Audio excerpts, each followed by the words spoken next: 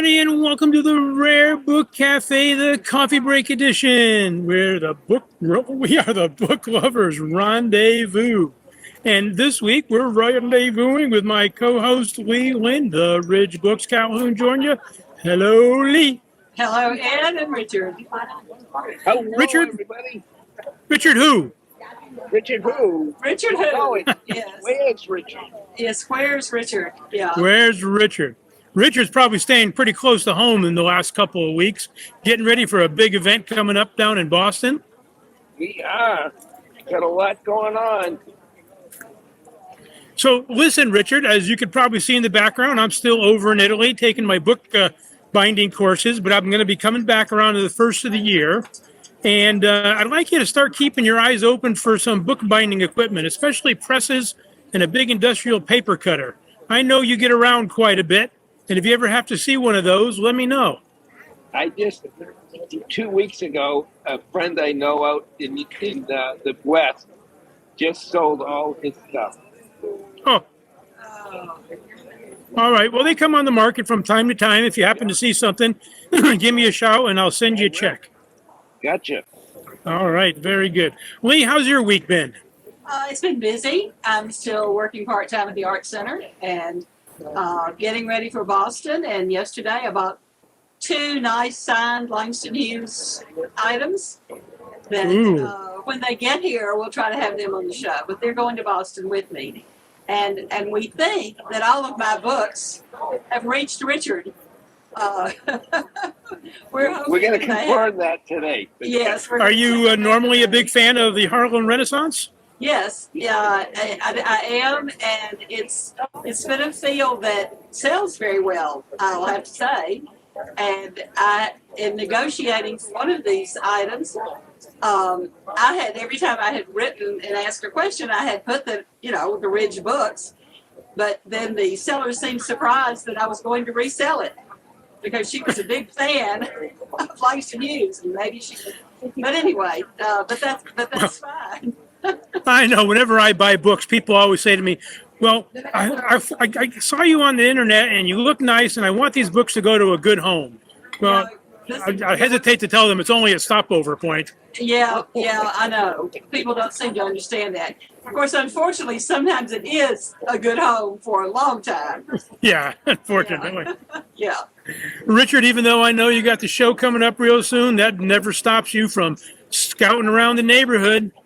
Well, Ed, you know the book business is going to the birds, right?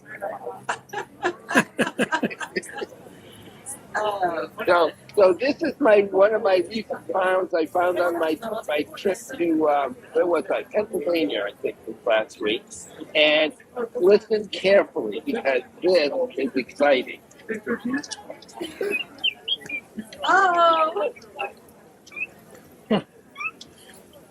Oh my goodness! It's a cool. A pop-up whistle book. Can you hear it? Yes.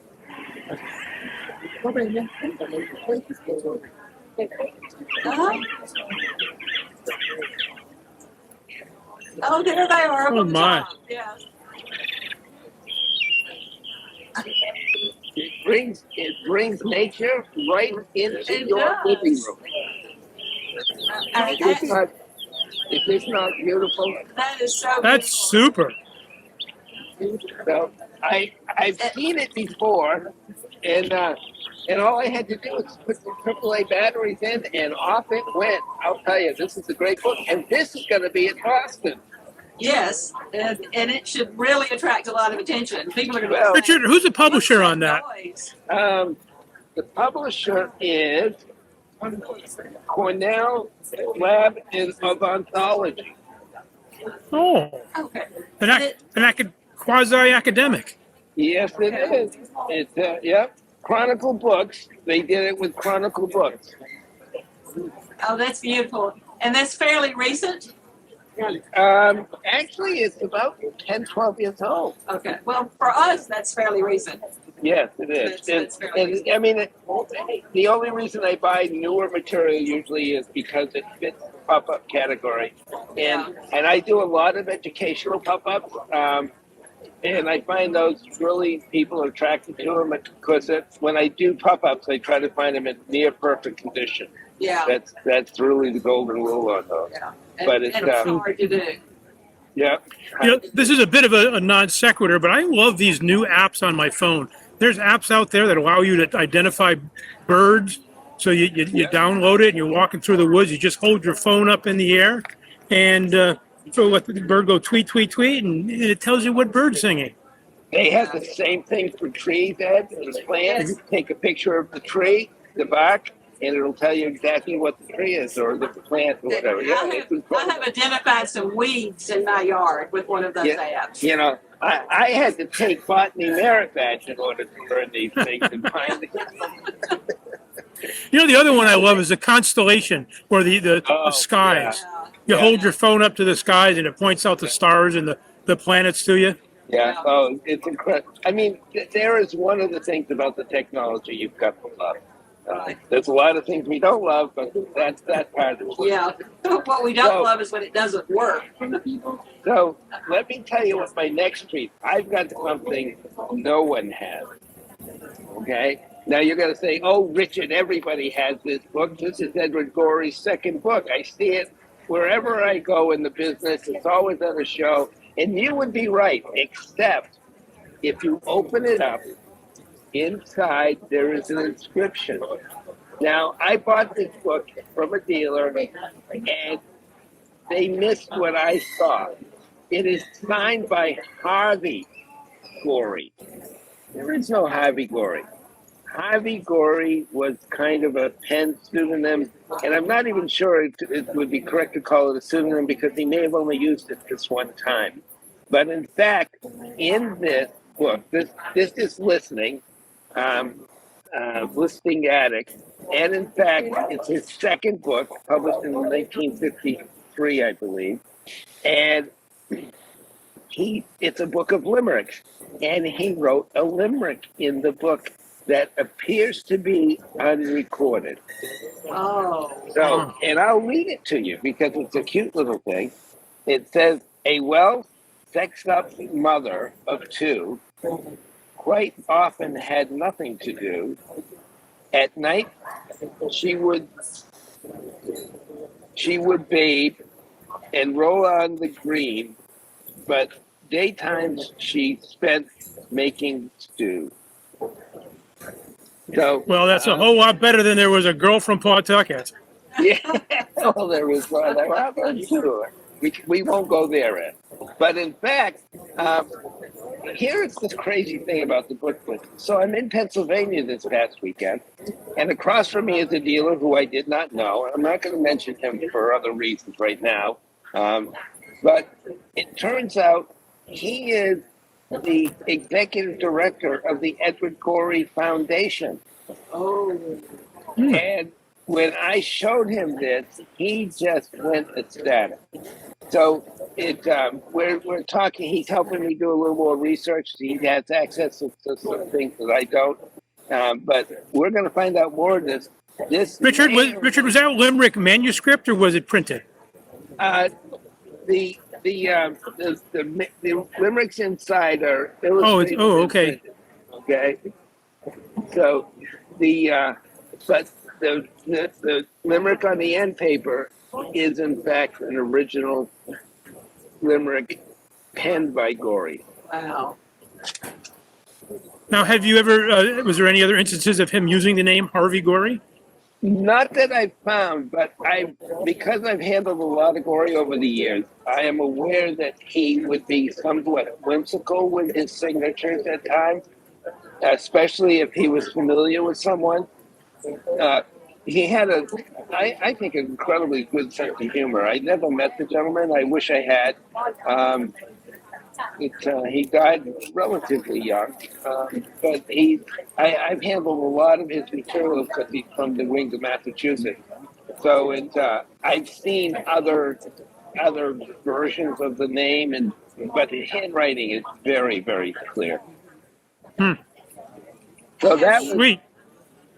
He illustrated Ennis Reese, who was a professor at South Carolina, did some Aesop's fables that Gorey illustrated. Yeah. Yeah, that I have copies of. Reese was one of my husband's professors at Carolina, and so I have a whole little collection of his works. But I love those illustrations in there. And Gorey is very, very popular with the new collectors coming into the market, the young collectors. Yeah. He's very popular. So. Yeah. Yeah, I bought a copy of a little bicycle book at a library sale last week and sent it to a friend who is ill but who is a bicycler, thinking that he would enjoy that. But I just love them. They just make you smile and they make you see things differently. Yes, they do. That's So what I like I have. about it.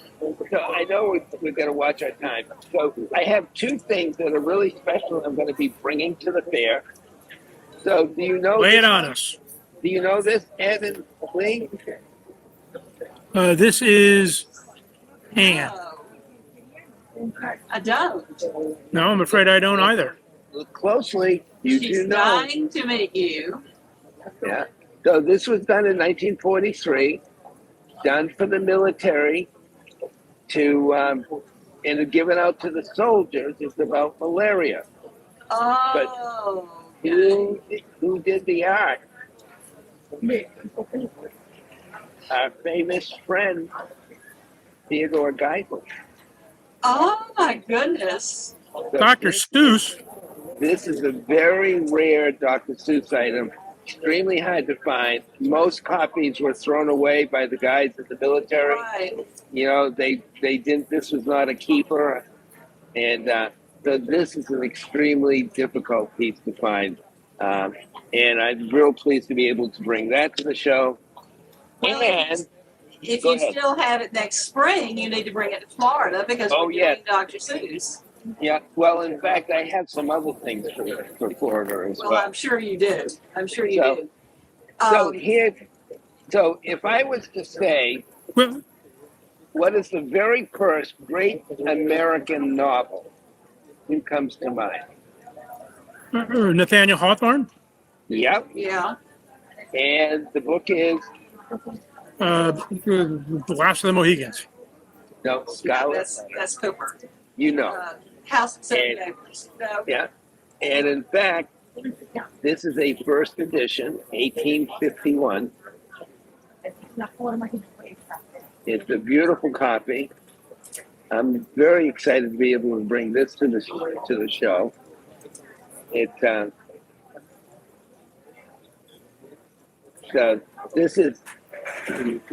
It's the first American edition of Scarlet Letter. So those are the highlights. I hope to be bringing to the show. Well, in talking to other dealers, what kind of do you get a sense of anything special that other people are bringing? Well, in fact, our friend Alan is doing some of our social media thing, Right. and he's been putting out on Facebook a number of items, and the list I don't have in front of me. But we've got videos up and pictures up, and where the dealers are really getting excited about the materials they're bringing. And of course, I'm just going to quickly remind everybody, I have my show card right here handy. It's Books in Boston, October 28th. Two great shows side by side, 3 minutes walking distance apart in downtown Boston. Well, in looking at the list of dealers, there's some I know, but there are lots because I don't know a lot of people from the Northeast. But I know that Alexis and George from Walnut Street Paper spent some time in Greece last year. Yep.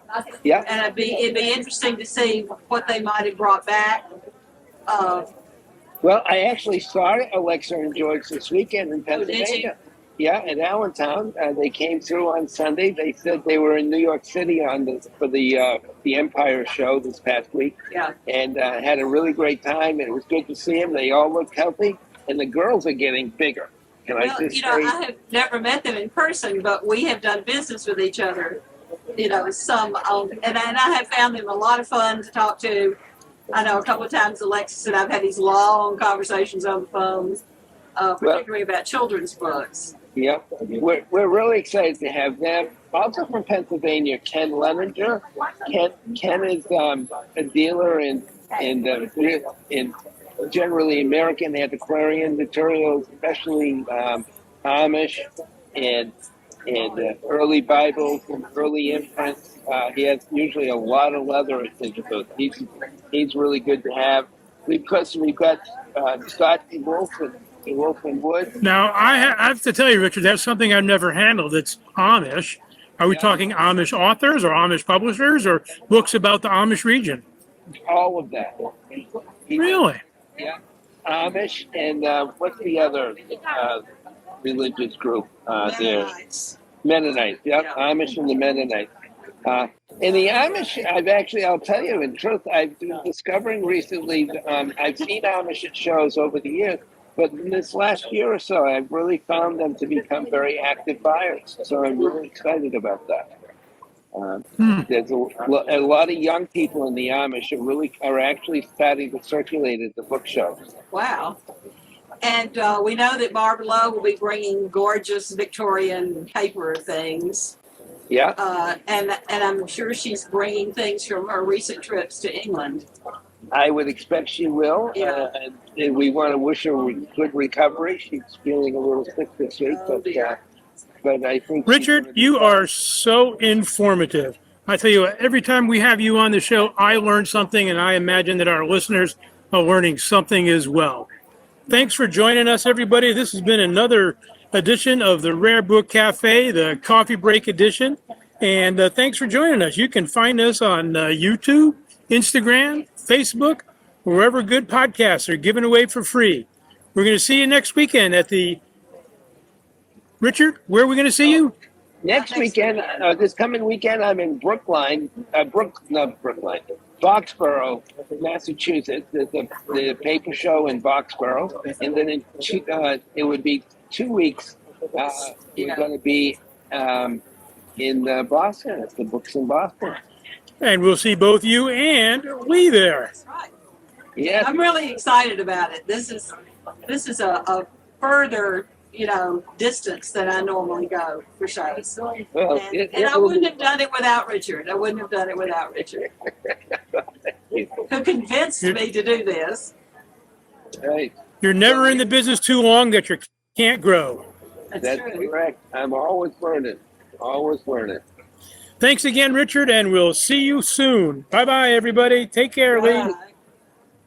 Ciao.